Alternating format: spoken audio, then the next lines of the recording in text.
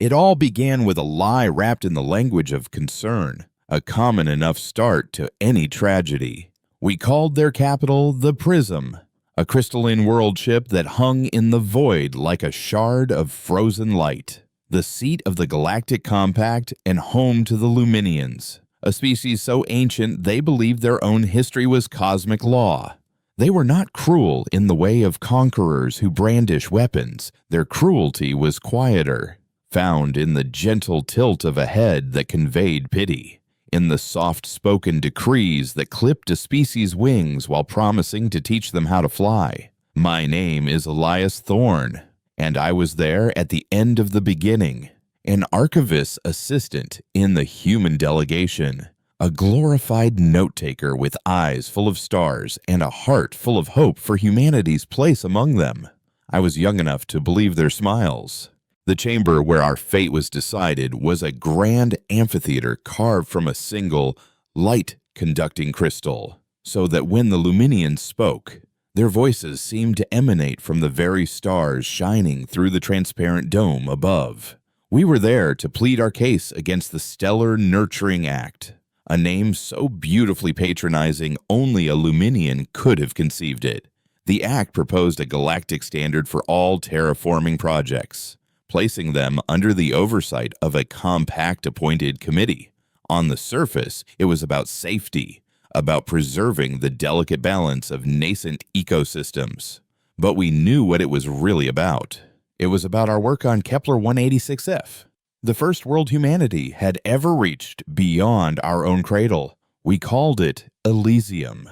For 50 years, my grandfather's generation had poured their souls into that rock, using a novel atmospheric processor of his own design, the Thorne reciprocator, to coax a breathable atmosphere from frozen nitrogen and dormant carbon.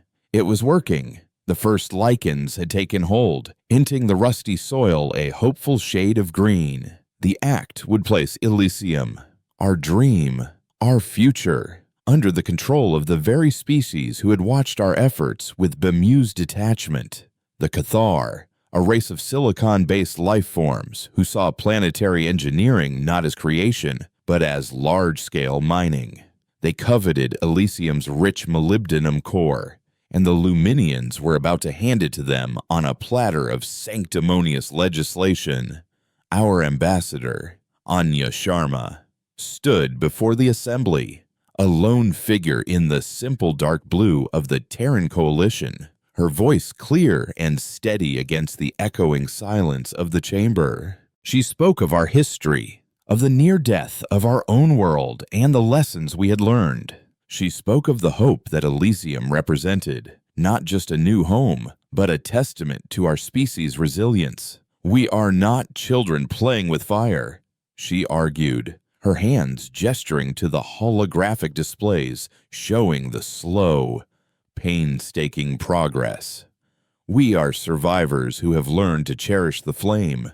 I watched from my seat in the observer's gallery, my datapad recording every word, but my eyes were fixed on the Luminian High Emissary, Lyra.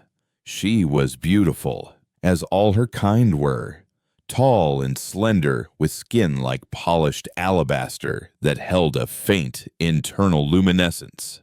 She listened with an expression of serene patience, the kind a parent gives a child telling an impassioned, nonsensical story. When Anya finished, a polite, almost silent wave of acknowledgement rippled through the delegates. Then Lyra rose, her light seeming to brighten, drawing all focus. "We have listened to the words of the Terran Coalition with great empathy," she began, her voice like chimes in a gentle breeze. "Your passion is a credit to your species. It is that very passion, that youthful exuberance, that we seek to protect you from. The galaxy is filled with the ghosts of worlds loved too fiercely by ambitions that outpaced wisdom. There it was, the gentle, soul-crushing condescension that had defined our every interaction since first contact. We were the emotional, impulsive primitives, brilliant but unstable, a species that had nearly burned down its own house and now wanted to play with the galaxy's matches. The Cathar delegate, a hulking crystalline entity that communicated in resonant frequencies translated by a floating drone, followed her. Its message was blunt. Human technology was unproven, their methods reckless. Placing their project under compact stewardship was not theft, but a necessary quarantine of their dangerous ideas. They showed simulations of runaway greenhouse effects, of atmospheric collapse, all based on flawed models of my grandfather's work, deliberate misinterpretations designed to stoke fear. Anya tried to rebut, but her time had expired. The vote was called. It was a slaughter. System after system voted in favor, each one a nail in the coffin of our autonomy. The Luminians, in their infinite wisdom, abstained, placing themselves above the fray as neutral arbiters, their silence a far more damning verdict than any vote. I watched Anya's shoulders slump, the barest flicker of a proud woman's spirit breaking. In that moment, something in me broke too. The stars in my eyes flickered and died, replaced by the cold, hard vacuum of reality. We were not partners in this grand galactic experiment. We were a resource to be managed, a problem to be contained. The news reached Earth via hyperwave relay. The message of our diplomatic failure traveling faster than the light of the stars we so desperately wished to touch. On Mars, in the subterranean labs of the Ares facility, my grandfather, Elias Thorne I, watched the transmission on a flickering wall screen. He was an old man now, his body stooped and frail from a lifetime spent in low gravity and recycled air, but his mind was a fortress of brilliant, stubborn fire. He had designed the reciprocator, he had pioneered the Elysium Project, and he had warned us this would happen. He had argued for decades that humanity needed to develop in secret, to perfect our technologies away from the prying, patronizing eyes of the compact. You cannot ask for a seat at the table of the gods, he used to say. You must build your own table, and then they will have no choice but to sit. But we hadn't listened. We had been too eager, too desperate for their acceptance. He watched the final vote tally, his face impassive, but I knew him well enough to see the storm in his ancient eyes. He didn't rage. He didn't curse. He simply turned off the screen, plunging the lab into the cool, blue glow of his active quantum computer. He stood before it for a long moment, a silhouette against a universe of cascading data. Then, he placed his palm on a biometric scanner. The system chimed, a soft female voice echoing in the silence. Welcome, Administrator Thorne. Project Nightingale is dormant, awaiting activation. My grandfather's voice was a low rumble, the sound of tectonic plates shifting after a millennium of silence. Sing, my dear, he whispered. Sing them a song they will never forget. Project Nightingale was not a weapon. That was its genius. To the compact, weapons were predictable. They had shields for kinetic strikes and jammers for plasma torpedoes. They understood war. They did not understand sabotage born of art and memory. Project Nightingale was a mimetic virus, a piece of code so complex it bordered on being a sentient idea. My grandfather had woven it from the very fabric of human culture. Its core structure was based on the fractal mathematics of a symphony, its propagation patterns modeled on the spread of ancient Terran myths and legends. And its payload was not destruction, but information, pure, unadulterated, weaponized truth. The virus was designed to lie dormant in the galactic network, hidden inside innocuous data packets, shipping manifests, cultural exchange archives, stellar cartography updates. We had been unknowingly seeding it for years. Every time we interacted with the compact, every trade, every transmission, its only trigger was a complex quantum key that could only be activated by my grandfather's biometric signature and a specific vocal command. He had just given it. Across the galaxy, the song began. Seitsamai. It was not a sound anyone could hear, but a resonance in the data streams that connected every system. In the heart of the prism, a Luminian archivist cataloging pre-contact human art suddenly found his system displaying not Renaissance paintings, but he classified reports of a Luminian observation fleet that had allowed a plague to decimate a primitive species on the grounds that it was a natural expression of the cosmic balance. The report was supposed to have been expunged 1,000 years ago. On the Cathar homeworld, mining corporation executives planning the glorious disassembly of Elysium found their private financial ledgers being broadcast across the planetary network, revealing decades of price fixing, illegal resource stripping, and bribes paid to compact officials. On a dozen different worlds, carefully curated public histories began to glitch, replaced by their own ugly, buried truths, treaties broken, rebellions brutally crushed, scientific discoveries stolen from less powerful races and rebranded. The Nightingale virus didn't destroy data. It cross-referenced it. It found the lies by seeking out the truths they were designed to hide. It scoured personal logs, encrypted diplomatic pouches, and forgotten data cores, and it connected the dots with terrifying precision. It was the galaxy's conscience, digitized and weaponized, and it was singing our song, a song of every grievance, every slight, every injustice we had ever suffered, and in doing so, it was giving a voice to the silent grievances of 100 other species the compact had patronized into submission. Back on the prism, chaos was a slow, blooming flower of horror. At first, the incidents were dismissed as isolated system errors, glitches in an unimaginably complex network, but the pattern soon became undeniable. The compact was built on a carefully constructed myth of its own benevolence, and that myth was being systematically dismantled, brick by brick, lie by lie.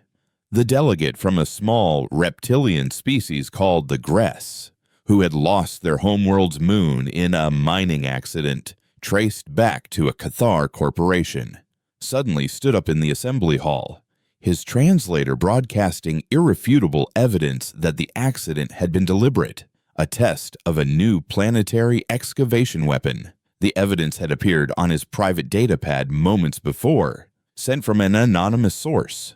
Panic began to curdle the serene atmosphere of the chamber. Delegates were shouting at each other, accusations flying like shrapnel. I saw Lyra, the High Emissary, her luminous skin flickering with agitation as her aides whispered frantically in her ear. Her perfect composure was cracking, revealing the cold, pragmatic fear beneath.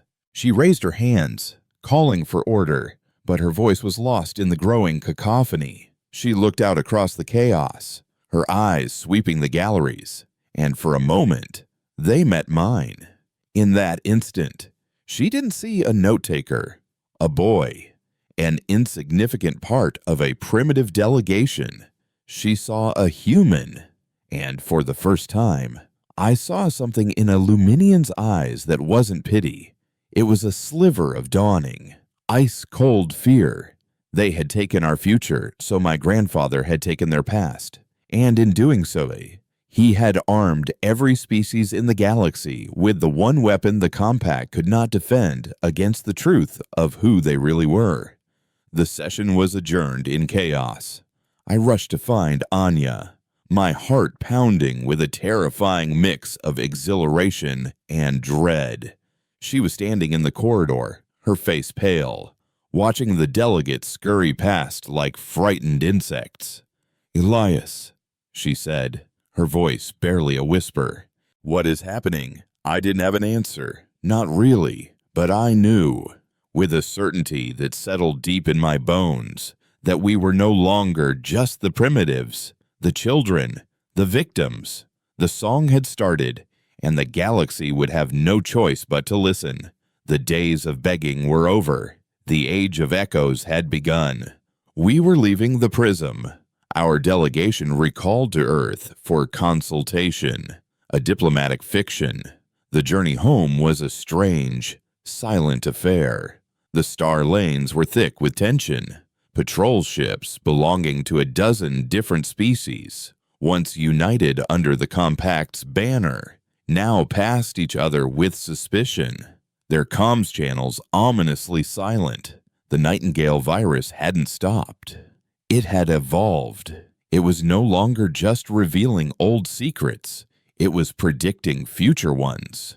It analyzed economic data and troop movements, cross-referencing them with the newly revealed histories of betrayal, and began issuing public probability reports of impending aggressions and corporate malfeasance. The Cathar were projected to be 97.3% likely to violate the Gress's territory within 3 rotations to secure their newly exposed weapon testing sites.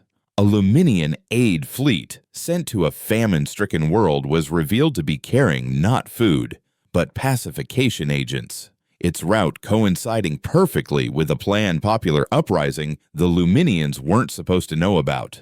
The Compact was paralyzed. Its every covert action laid bare before it could even be executed. They were trying to fight a ghost, an enemy with no ships, no soldiers, no territory to attack. How do you wage war against an idea? How do you bomb a memory when our ship, the Endeavor, finally entered the Sol system? It was to a different home than the one we'd left. The quiet resentment had been forged into a cold, unified resolve. The factions on Earth and Mars that had argued for generations over appeasement versus isolation had fallen silent, united by a common, dangerous purpose. My grandfather was waiting for us at the Armstrong space dock on Luna. He looked smaller than I remembered, yet he seemed to fill the entire docking bay with his presence. He embraced me, his grip surprisingly strong. "You have your father's eyes," he said. A rare moment of sentiment. "But you saw what I saw, didn't you? The lie behind the light."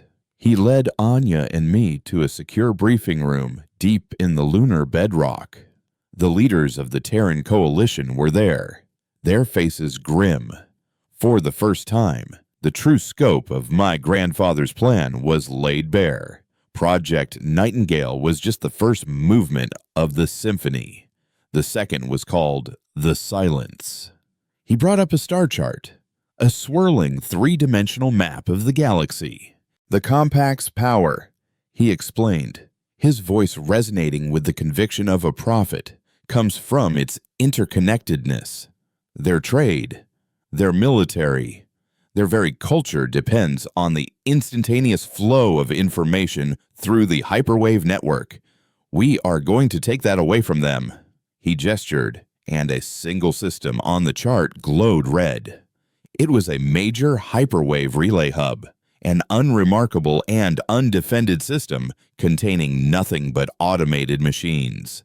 In 3 days, he said, that relay will go silent, not destroyed. It will simply stop relaying compact traffic.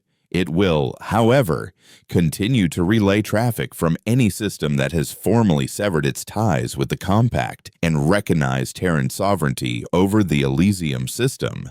It was an act of galactic blackmail on an unprecedented scale. We were creating a shadow network, a whisper grid for the dispossessed, built on the bones of the old one. We were forcing a choice: stand with the crumbling liars or stand with the vengeful truth-tellers. Anya was aghast. "This is an act of war. Elias, they will retaliate with overwhelming force." My grandfather smiled, a thin, wolfish expression.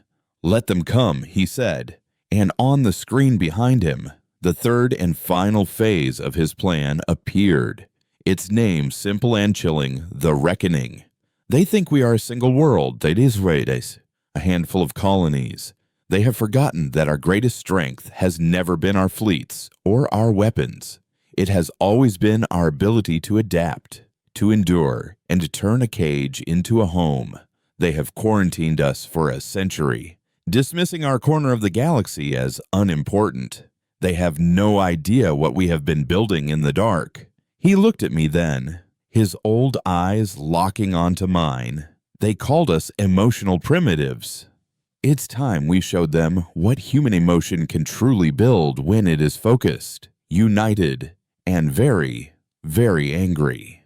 As I stood there, in the heart of the moon, I finally understood.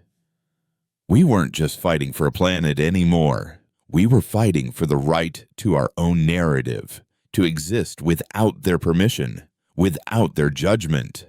The galaxy had tried to write our story for us, casting us as foolish children. Now, we were going to burn their library to the ground and write our own epic in the ashes. The quiet part was over. The silence was about to begin. The victory over the Cathar was not celebrated with cheers in the Aegis. It was absorbed in a deep, humming silence.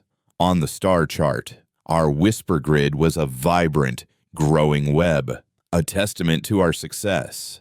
Yet, each new system that joined us felt less like an ally gained and more like a co-conspirator roped into our grand, terrible design. The fear we had sown was a fertile ground, and what was growing there felt dangerously close to the tyranny we sought to overthrow. Anya became a ghost in the scriptorium, her presence a constant, silent accusation.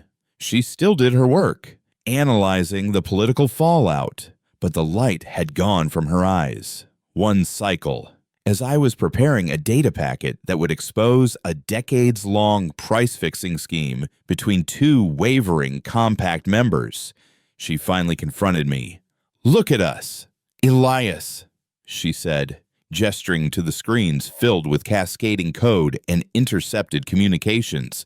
"We're sitting in a cave, whispering poison into the galaxy's ear. We called the Luminians manipulators. But what do you call this? I defended our actions, the words tasting like ash in my mouth. We are using the truth. Anya, it's the only weapon they left us." She shook her head, her gaze piercing. "The truth can be a scalpel or a club. We're not performing surgery anymore. We're just beating them to death with it." Her words echoed in my mind when my grandfather summoned me to the Aegis's core, a spherical chamber where the star chart floated in the center like a captured nebula. He looked older, as if the weight of his own plans were physically compressing him, while his eyes were alive with a fire that seemed to consume the very air around him. The Cathar were a rabid dog. He began with his voice low. "We put it down. But the Luminians are the plague itself. They are the idea that some are born to rule, and others to serve. An idea is not defeated with ghost ships and silent guns. You must kill it where it lives." He gestured, and the star chart zoomed in on the Luminian home system, a place of impossible brilliance called Cerulean. At its heart was not just a star, but the stellarium, a vast and delicate lacework of orbital rings and energy collectors that surrounded their sun. The compact sees the stellarium as the galaxy's greatest wonder, my grandfather explained.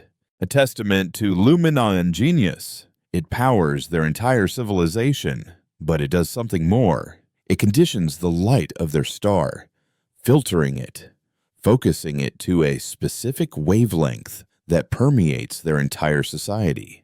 It is the source of their technology, which is based on crystalline resonance. It is the source of their biology. He paused, letting the weight of his words sink in. It is the source of their glow. He told me then of Project Nyx. It was a nanite-based virus designed to be deployed by our ghost ships. It would not destroy the stellarium. Destruction was crude. My grandfather was an artist of vengeance. The Nyx virus would infect the stellarium's light conditioners. It would subtly, progressively, alter the wavelength of the light they emitted, shifting it away from the frequency the Luminians had engineered for themselves and back towards the star's natural, unfiltered spectrum. "We are not going to turn off their light," my grandfather said, his voice a cold whisper. "We are going to make it honest, and it will undo them." Anya, who had been summoned with me, recoiled as if struck. "That's a biological weapon," she breathed, her face pale with horror. "You're talking about targeting an entire species, civilians, children. This is monstrous." "Monstrous," my grandfather retorted, his voice sharp as broken glass. "Was it not monstrous when they stood by and watched the Cathar come for us? Was it not monstrous when they passed the act that would have condemned our species to be glorified servants? Their light is a weapon. Anya, it is the physical manifestation of their arrogance. It is the halo they wear to justify their dominion over all of us. We are simply removing it." The debate raged for hours in the cold heart of the moon. Anya argued for a demonstration, a temporary blackout, a warning. But my grandfather was implacable. A warning would allow them to prepare, to harden their systems, to perhaps even find a countermeasure. This had to be a single, decisive blow, not to their bodies, but to their very soul. And he needed me. The Nyx virus had a mimetic component, just like Nightingale. The physical effects of the light shift had to be paired with an information payload that explained what was happening, a truth so devastating it would shatter their spirit beyond repair. He had uncovered the Luminians' deepest secret, their original sin, and it was my job, as the curator of grievances to deliver the killing blow. I was torn. My soul screamed in agreement with Anya.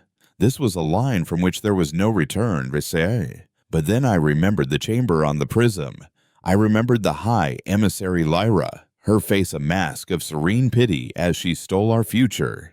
I remembered the generations of humans who had lived and died under the shadow of the Compact's condescension, always striving, always being told we were not enough. My grandfather saw the conflict in my face. "They believe they evolved into the light," he said softly. "The truth is, they were a species like any other, frail and frightened, on a dying world. They found a piece of precursor technology via an artifact they could not fully understand, and they used it to engineer their own evolution. They didn't earn their light, Elias.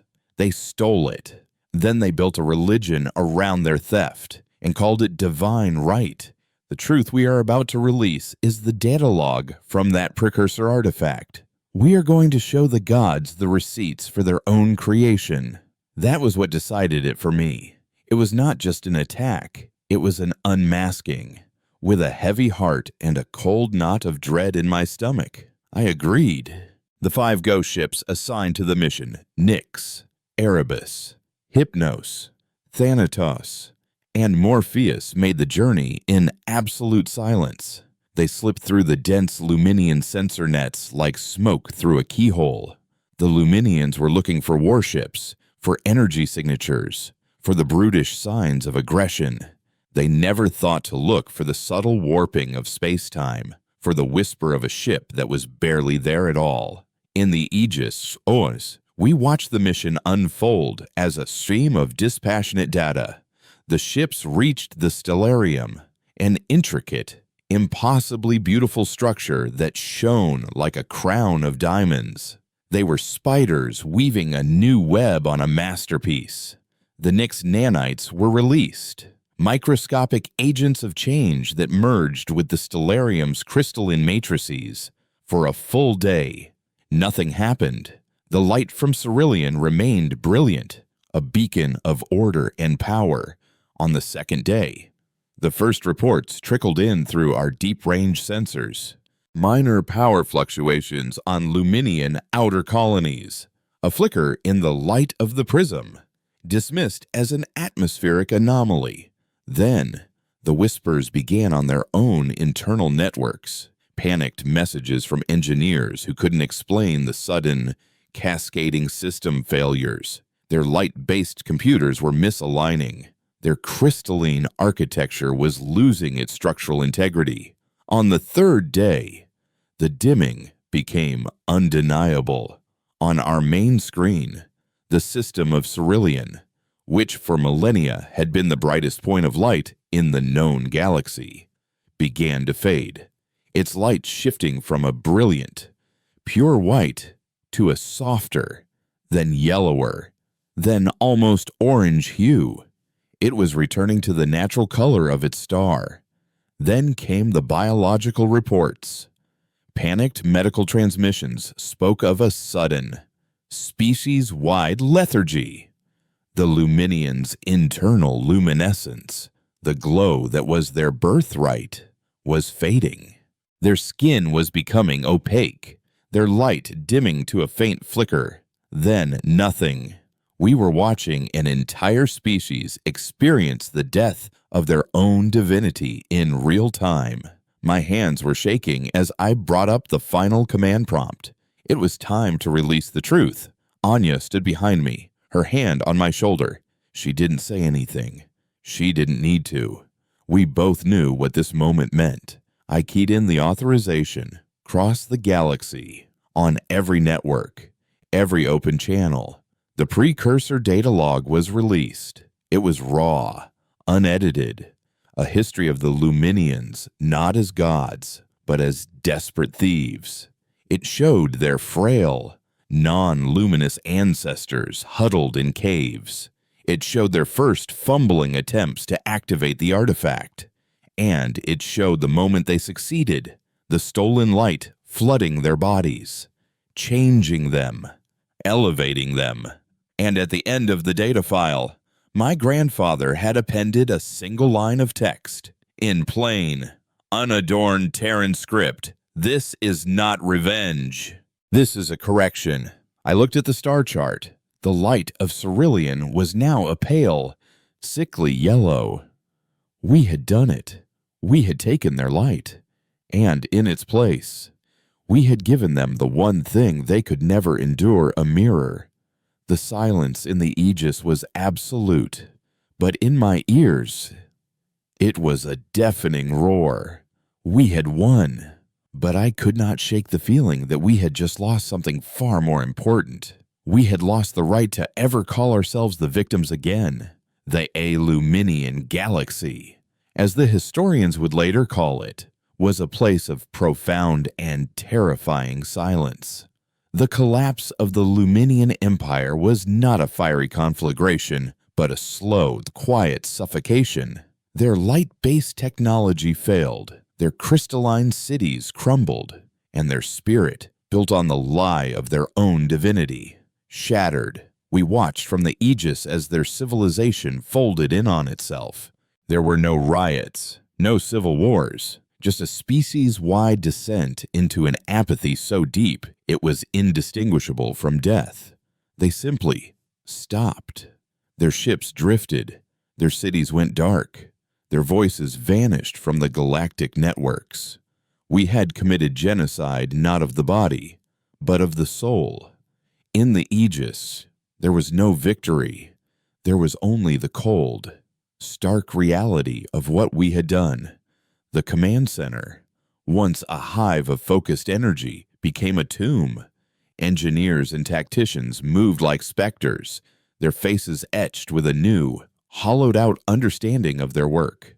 My grandfather was the only one who seemed unaffected, but I saw the cost in the way he now kept to himself, a solitary king in a silent castle, forever staring at the fading light of Cerulean on the star chart. The power vacuum left by the Luminians was not filled by peace, but by 1,000 budding wars.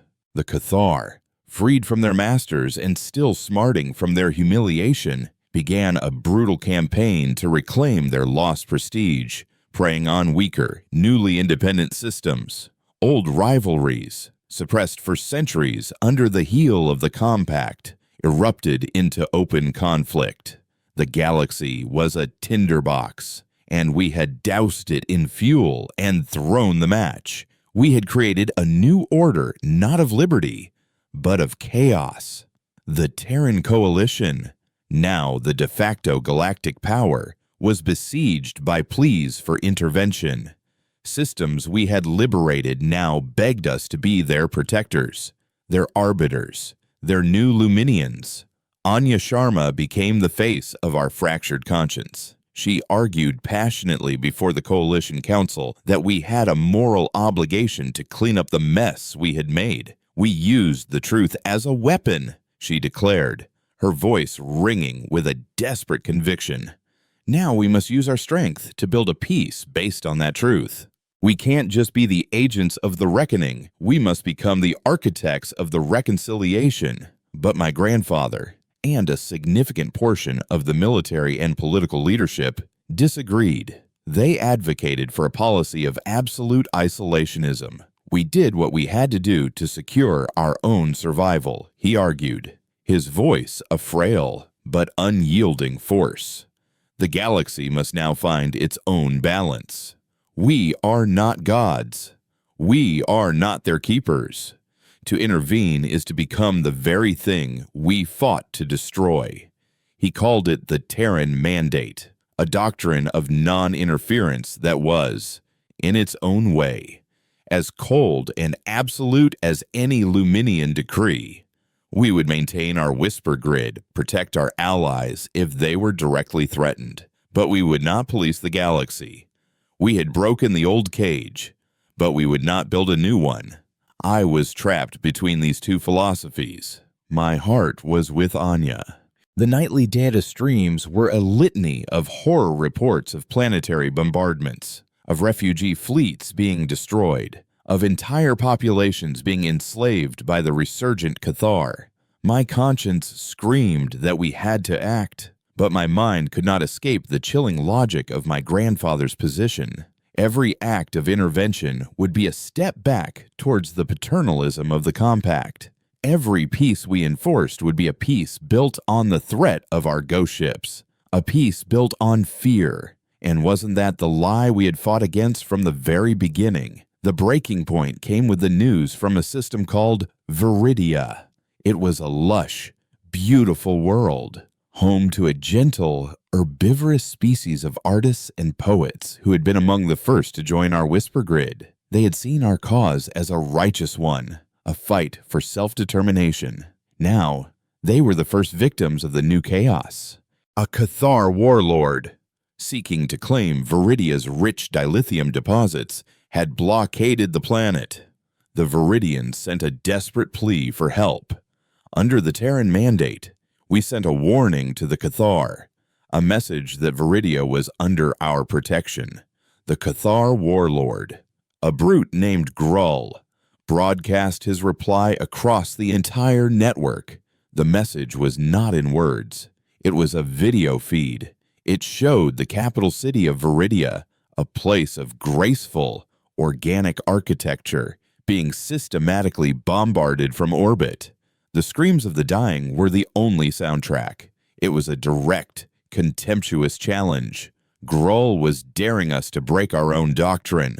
He was betting that we didn't have the stomach for another intervention, that our guilt over the Luminians had rendered us impotent. The Aegis was in an uproar. The council was deadlocked. Anya wept openly, while my grandfather stood as immovable as a mountain, his face a mask of cold resolve. This is a test, he insisted. If we act, we become the galaxy's police force. We will be mired in 1,000 brushfire wars for the next 10,000 years. We must hold the line. But I couldn't. I looked at the images of Viridia burning, and I saw my own complicity. I saw the faces of the terrified Viridians, and they looked just like the faces of humans cowering in bomb shelters.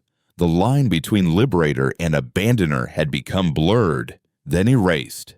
I made a choice. Using my high-level clearance as the head of the scriptorium, I accessed the Ghost Ship Fleet Command. I found Anya. her face streaked with tears, and told her what I was about to do. I expected her to try and stop me, to warn me of the consequences. Instead, she looked at me, a flicker of the old fire returning to her eyes. "Don't just stop them, Elias," she said, her voice low and fierce. "Show them. Show the whole galaxy what the difference is between a tyrant and a protector." I took a single ghost ship, the Echo, the same ship that had so elegantly dismantled the first Cathar fleet. I did not take a crew. The ship could be operated by a single command pilot, and I trusted no one else with this. My grandfather's security protocols were formidable, but Nightingale had taught me how to find the cracks in any system. By the time he realized a ship was missing, I would be halfway to Viridia. My plan was not to destroy Grull's fleet. That would be a simple act of punishment. Another demonstration of our power. Anya's words had inspired something different. I wasn't going to be a weapon of vengeance. I was going to be a shield. When the Echo arrived in the Viridian system, Grull's fleet was still in orbit, methodically glassing the planet's surface. I didn't hail them. I didn't warn them. I simply acted. I positioned the Echo between the fleet and the planet and engaged the Thorn reciprocator, not to manipulate space-time for a jump, but to create a sustained, localized gravitational distortion. The effect was immediate. The plasma bolts and kinetic slugs fired by the Cathar ships suddenly veered off course, their trajectories bent by the invisible wall of warped space I had created. It was like holding up a shield against a hurricane. The planet below was safe. Grull's fleet was momentarily stunned into silence. Then, their rage returned, and they focused all their fire on the source of the interference, a single point in empty space. It was futile. The gravitational shield held, absorbing and redirecting their furious onslaught. For hours, I held the line, a single, invisible ship against an entire battle fleet. The energy drain on the Echo's core was immense, but it held. Then, I began the second phase of my plan. I had a copy of the Nightingale virus with me, but this was a modified version, one designed not to expose lies, but to build a bridge. I targeted Grull's flagship, not its weapons or its engines, but its life support and internal communication systems. The virus was not destructive. It simply took control. Aboard Grull's ship, the red battle lights suddenly shut off, replaced by the ship's normal, calm, white illumination. The deafening sound of weapons fire was cut off, replaced by silence. And then, on every internal view screen, a new image appeared. It was not a threat. It was a live feed from the surface of Viridia, from the very city they had just been burning. It showed a Viridian child, no older than 5, weeping over the body of its mother. The image was held for a full minute, silent, unrelenting, inescapable. Then, my voice, calm and clear, filled the bridge of every ship in their fleet. "I am Elias Thorn of Terra. You have been defeated." Not by a fleet, but by an idea. The idea that the strong do not have the right to prey on the weak. You have a choice. You can continue to fire on this empty space until your power cores run dry, or you can turn your ships around and leave. The people of Viridia will be offered aid to rebuild. You will be offered nothing but the memory of what you have done here today. Make your choice. There was a long silence. On my tactical display, I could see the chaos in the Cathar fleet. They were talking to each other, their chain of command shattered. Grull, I learned later, was screaming for them to continue firing, but his crew, forced to stare at the face of their own atrocity, refused. One by one, the Cathar ships turned and, with a final, lingering look at the world they had failed to break, they jumped away, leaving only Grohl's flagship, now a powerless, silent tomb. I had done it. I had stopped a massacre without taking a single life. I had used our power not to punish, but to protect. And in doing so, I had defied my grandfather and shattered the Terran mandate forever. I turned the Echo for home, my heart a mixture of triumph and terror. I had just declared a new doctrine for humanity, a new role in the galaxy, and I knew that when I returned to Luna, I would have to face the reckoning for my own rebellion. My return to Luna was a study in silence. The Armstrong space dock, usually a bustling hub of activity, was still and quiet as the Echo settled into its berth. No honor guard greeted me, but no security team came to arrest me either. As I walked through the corridors of the Aegis, I felt the eyes on me, a mixture of awe, admiration, and outright hostility. I was a hero, a traitor, a savior, and a fool, all at once. I had broken their new world open, and no one knew if I had saved it or damned it. I found my grandfather in the core, standing before the star chart as he always did. The map was a chaotic mess of flashing alerts, signifying ship movements and border skirmishes across a dozen sectors. The galaxy was hemorrhaging. He did not turn as I entered. "One ship," he said, his voice brittle as ancient paper. "You took one ship and you have undone a century of planning. You have chained humanity's fate to every squabble, every petty war from here to the galactic rim. You have made us a target for every would-be tyrant and a crutch for every failed state. I made us a symbol. I countered, my voice steady despite the tremor in my hands.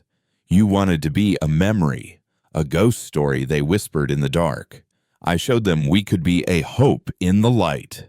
Hope. He finally turned, and the fury in his ancient eyes was a physical force. Hope is the currency of the naive. We dealt in the currency of consequences because it is the only one the galaxy truly respects. We freed them from one master. Elias, we did not sign up to be their new one. You have created a cult of dependency around us, and they will bleed us dry with their pleas and their crises until we are just as hollow as the Luminians. "That's where you're wrong," a voice said from the entrance to the core. It was Anya. She walked to my side, her face no longer haunted by guilt, but filled with a fierce, brilliant purpose. On the main screen, she projected a series of data streams from the Whisper Grid, transmissions that had come in while I was in transit. The first was from the Gress. A fleet of their ships had intercepted a Cathar raiding party preying on a small, defenseless colony near their territory. The transmission included the Gress Admiral's message to the raiders: "By the Viridian Doctrine, you will stand down." They had formed a shield of their own. Another stream showed the avian traders organizing a relief convoy for a system suffering from a famine caused by the trade disruptions. They were calling it the Covenant of the Shield, a mutual assistance pact between a growing number of independent systems. "You see," Administrator Anya said, her voice soft but unwavering. "Elias didn't create dependency. He created a precedent. He didn't show them that humanity would save them. He showed them what it looked like to stand up, to protect, to be better. He didn't make them our subjects. He made them our peers." My grandfather stared at the screen, at the blossoming network of alliances and interventions, all modeled on the very act of defiance he condemned. It was an emergent order, a new ecosystem of cooperation growing in the ruins of the Compact's rigid hierarchy. He looked back at me, the fire in his eyes dimming, replaced by a profound, soul-deep weariness. "I have spent my life building walls to protect us," he whispered, more to himself than to us. "First the reciprocator to give us new worlds, then the Aegis to shield us, then the silence to isolate us. I did it all so we would never again be at the mercy of others." He looked at me, and for the first time, I saw not a prophet or a general, but a frightened old man. And so, we would never become the monsters ourselves. I saw what humanity does with unchecked power. Elias, I lived through the last corporate wars on Earth. I saw saviors become tyrants. I built the walls to protect the galaxy from us as much as from them. In that moment, I understood his fear. It was the same fear that had haunted me in the scriptorium, the fear that in fighting monsters, we would become them. Then we build a new kind of power, I said, stepping closer. Not a wall, but a table. A round one. This time, not a power based on a lie like the Luminians, or on silence like ours, but on a shared promise. A promise to be the shield, never the sword. My grandfather looked from me to Anya, then back to the star chart, where the light of the new covenant was spreading, a defiant constellation of hope in the darkness. He walked to the central command chair, the throne from which he had orchestrated the fall of an empire, and ran a hand over its cool metal surface. Then he turned and walked away from it, heading for the exit. The song of the reckoning is over. Elias, he said, his back to me, your song has begun. I pray you know the words. He left the core, leaving behind a silence that was not empty, but full of a terrifying and wonderful potential. In the years that followed, the covenant of the shield grew. It was not an empire. It had no central government, no high emissary. It was a promise, codified in the Viridian Accords, a simple document with one core tenet. We will protect the innocent, we will shelter the weak, and we will answer the call for aid. Anya Sharma became its chief architect, its tireless diplomat, traveling from system to system, building bridges where we had once burned them. The Terran Coalition, with the Ghost Fleet at its command, became the ultimate guarantor of that promise. I was given command of that fleet, a fleet that never fired a shot in anger again. Our mission was not to conquer, but to protect. We became the galaxy's silent guardians, our presence a quiet deterrent to the Grauls of the universe. My grandfather lived to see the first decade of the new era. He never visited the Aegis Core again, spending his final years in the Martian archives, a keeper of the old memories. Before he died, he sent me a single, encrypted message. It was a star chart, but not of the galaxy as it was. It was a projection of the future, showing the Covenant's light spreading, stable, and enduring. Below it was a single line of text. Perhaps you found a better song to sing. The Luminians never recovered. Their worlds remain dark, a silent, galactic monument to the price of arrogance.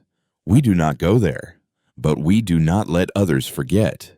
Their story became a required part of every child's education within the Covenant, a lesson titled simply, The Stolen Light. It is our memento mori, the skull on our desk that reminds us that even the brightest light can be a lie, and that the power to correct an injustice is also the power to commit one. Sometimes, from the bridge of the Echo, I look out at the sea of stars. I see the trade lanes bustling with the ships of 100 different species. I see the lights of worlds that would have been extinguished, and I feel the weight of the promise we made. We are no longer the frightened primitives begging for a seat at the table, or are we the vengeful ghosts who burned it down? We are something new, something forged in the fires of our own anger and tempered by the compass of our own conscience. We survived. And then we taught the galaxy not just to remember our pain, but to share in our hope. The scars remain on our worlds and in our souls. But scars are not just a sign of a wound. They are a sign of healing. In the vast or quiet darkness, our small, scarred species had finally learned not just how to reach the stars, but how to be worthy of them.